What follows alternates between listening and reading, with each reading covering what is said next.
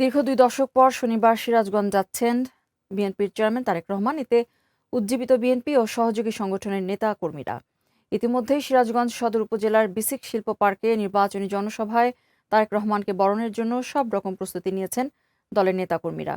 সভা মঞ্চ তৈরির পাশাপাশি জেলার বিভিন্ন পয়েন্টে তারেক রহমানকে সংবর্ধনা জানাতে নেওয়া হয়েছে ব্যাপক প্রস্তুতি।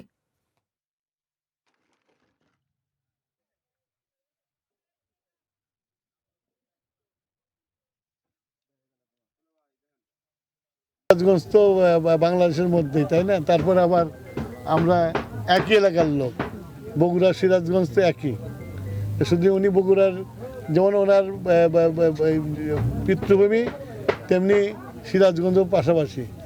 তো আমাদের সিরাজগঞ্জের নেতা কর্মীদের এবং সাধারণ মানুষের মধ্যে প্রচুর সাড়া আছে, যদিও খুব শর্ট টাইমে এটা হচ্ছে। আমি আশা করি আগামীকালকে এই জায়গাটা মানুষে ভরে যাবে। একটা সিরাজগঞ্জের সকল বিএনপির নেতাকর্মী এবং সর্বস্তরের জনগণের মধ্যে উদ্দীপনা, উচ্ছ্বাস, আনন্দ চলছে এবং যার যার মতো অর্গানাইজ করছেন।